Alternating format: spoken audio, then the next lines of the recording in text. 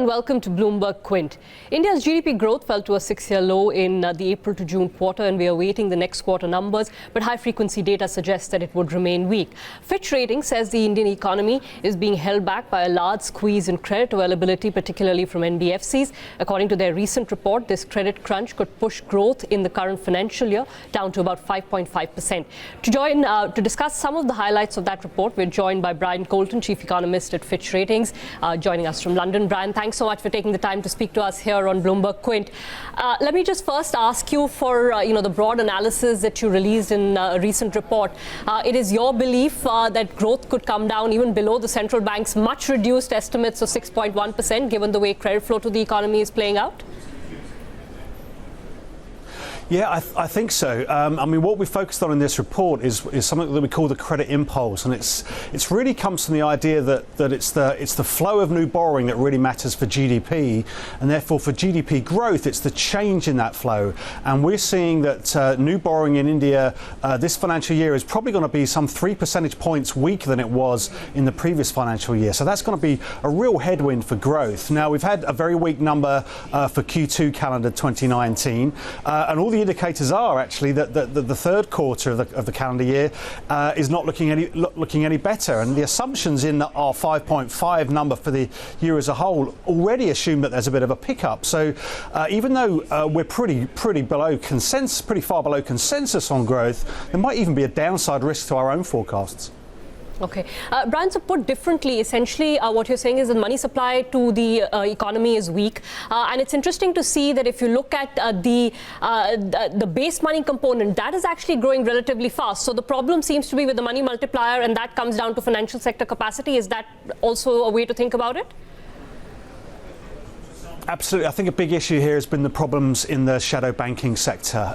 The non-bank financial institutions have really reined in their credit growth because they've seen a problem with their own funding. And what it seems to be happening is that we're learning that these institutions were particularly important for credit growth in sectors of the economy with a high multiplier to spending. So when you look at the NBFI lending, it supported the real estate sector. That's been very important for rural employment, and as that's been retrenched, we are seeing that those sectors of the economy, have reined back on their lending. So indicators of rural demand, such as two-wheeler sales, tractor sales, have fallen quite sharply, and I think that's where the role of the NBFIs as the marginal suppliers of credit to the economy in the last few years has actually been very powerful. And as that's unwinding, we're seeing that impact on demand in quite a strong way. Brian, if one looks at the current sort of liquidity conditions in the Indian market now, for a while, I know until last year, there was a clamour that the central bank was too tight on liquidity. Since then, that has completely changed, and we are well in surplus liquidity territory. So it does look like that flow of liquidity to NBFIs, as you call them, is not happening, perhaps due to a confidence factor as opposed to just an availability of supply of money. I think it's partly that. Obviously, when you look at credit growth, it's kind of the outcome of both banks and NBFI decisions to lend and borrowers' willingness to lend. But, one thing that worries us here is that we've had 110 basis points of RBI interest rate cuts this financial year. According to the RBI, we've only had a 29 basis point decline in the interest rate on fresh new lending. So there seems to be an issue with the transmission mechanism from monetary policy easing to interest rates in the real economy. Some of that's related to the the ongoing weaknesses in the broader financial sector, including the banks. Some of it's related to sort of subsidised deposit rates, which are limiting the decline in bank funding costs. So all of these things are creating issues in terms of how much the monetary policy easing is actually flowing through to the real economy. Brian, I'll come to the cost of money in a bit, but I was sort of asking for your global experience as well. Back home, there has been a clamour for an asset quality review or a stress test, to put it very broadly, of NBFCs. The assumption being that if the information asymmetry reduces and if some confidence comes back, at least lending from banks to NBFIs will pick up, and then to flow to the rest of the economy as well. In your experience, does that form an important part of breaking this cycle of sort of risk aversion in the financial sector? I think the financial sector outlook is pretty crucial right now for the macroeconomic outlook in India. But you talk about historical experience. What we've tended to see when we've had problems in the financial sector have then led through to the real economy. It takes an awful long time to turn that round. And this idea that the responses that we've seen on the monetary policy front, we've had some injection of capital into the banks. It's not really going to turn things around very quickly. Most of the historical experience would tell you when you have a credit supply problem, growth tends to disappoint for quite a long time after that. It takes a very long time to turn this stuff around, even if you address the issues quite quickly, and we're not sure that they're being addressed that quickly. So we think the economy is going to be growing below trend for a good couple of years. On to the question of sort of monetary policy transmission, Brian. There are two schools of thought here. One that, as you said, the MPC has already cut rates by 135 basis points. That has not transmitted to the economy. So perhaps they should hold their fire a bit for now from here on. And then the other school is that real rates are still high, which you talk about in your report as well. So the MPC should keep cutting rates because in a weak economy with a negative output gap, you probably shouldn't have real rates in excess of 2% or close to that. Yeah, I think there is a case for more monetary easing, and I think we will get that. 5.15. I think we'll get another cut before the end of the year. Although headline inflation has moved back up recently, core inflation's been going down. And once you're in this stage of the cycle where there's been a clear decline in credit growth, it's too late then to really be kind of thinking about what's an appropriate real interest rate in the medium term. Yeah, I think there does need to be more monetary policy easing here, not least for a sort of from a confidence perspective. So I think it should happen. I think it will happen. Brian, can you give us, again, a slightly broader view on this issue of real rates from your experience of studying perhaps other emerging economies? Is there an optimal or a range of real interest rates that is, that is conducive to growth in emerging economies? A former governor, when Raghuram Rajan was here, had some sort of a benchmark of 1 to 1.25%. Since then, the central bank says they've abandoned looking at real rates, even, sort of as a back of their mind indicator. Do you have a sense of how one should approach this?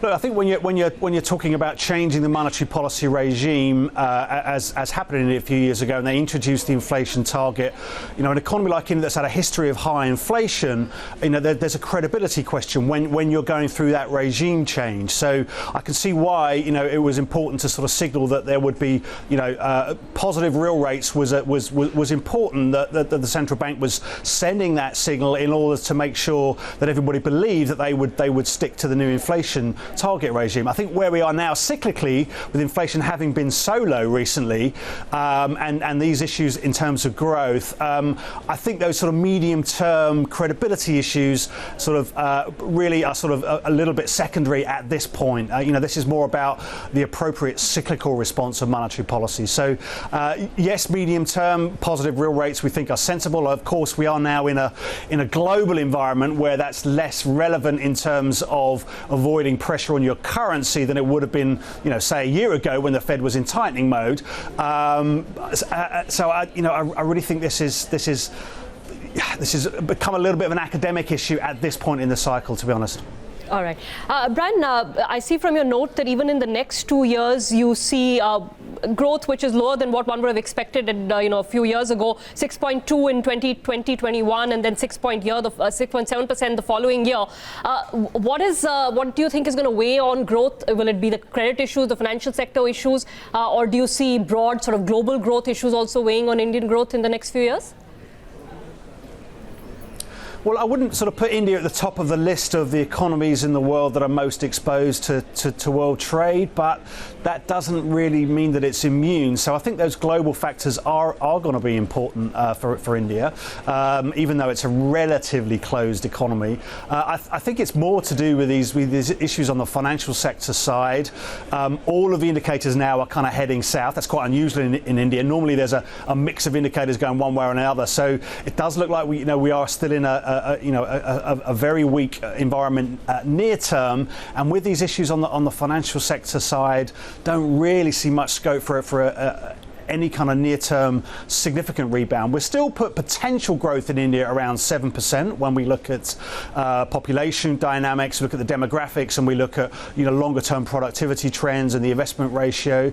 But we think it's going to take a while for us to get back up there with this global environment and these financial sector issues and the problem with confidence. I know we've got significant corporate sector tax cuts have happened, but capacity utilization rates are declining in India, and final demand looks very weak. So it's hard to see that firms are going to immediately respond to having more cash in their pockets in terms of doing more capex at this point in the cycle. So I think we're in for a couple of nasty years on the cyclical front in India. On the government side, do you think a corporate tax cut was the best way to use fiscal space, which in any case was limited in India? Would you have preferred to see a consumption stimulus? We don't really have views on the sort of the appropriate fiscal policy to operate. But when you cut taxes, you're kind of reliant on the recipients in the private sector that benefit from greater cash flows, deciding to put that money to work in terms of real spending. So I think in this environment where we've got these credit issues, we've got these confidence issues, as I say, capacity utilization is falling. I think there are doubts about whether we'll get a very quick near-term response in terms of growth from that. How forgiving or unforgiving would foreign investors be if the Indian government does not meet predetermined fiscal deficit targets? Again, in the current backdrop, it could be argued that shouldn't be a priority when growth is so weak. India for a long time has been a large deficit country. We think these tax cuts are going to add a significant amount to the deficit. Maybe half percent of GDP. So it's going to be moving further away from the sort of the peer median in terms of deficit. So, but we're in a world of extremely low global interest rates. India's current account deficit, which has been more of a concern for investors over the last several years than probably the fiscal deficit per se, in terms of how the market's viewed things. The current account deficit will probably be a little bit smaller because of this weakness in domestic demand. So when capex is slowing, consumption's slowing, that's weighing down on import growth. So that external imbalance is probably going to be looking a little bit less problematic than it has in the last few years. I think that's probably going to be a bigger weight in investors' minds, to be honest. All right, Brian, just the last couple of questions from a slightly global perspective. I'm curious to know how you see India vis-a-vis other emerging economies, maybe other emerging economies in Asia. Has the growth deceleration in India been far more pronounced, and hence does it sort of become less of an attractive destination for investors? I think distinguish between the long term and the short term here. In the long term, we still see India as having one of the highest potential growth rates in the world of any large emerging market. So the 7%, that's actually faster than we think China can grow in the medium term now. So long term, it's still going to be a top performer amongst the bigger economies. But the shock to growth that we've seen in India has, other countries have seen a slowdown in growth as China's slowed, world trade has slowed, but I think it's been a little bit more dramatic in India relative to previous expectations, and I think that is a reflection of these idiosyncratic India-specific issues. So I think it has been, it's been an underperformer even in a weakening global and Asia context. All right, Brian, I'll leave it there. Thank you so much. Great pleasure speaking to you here on BloombergQuint. That's Brian Coulton of Fitch Ratings sharing his view on the Indian economy. Thanks so much for watching BloombergQuint.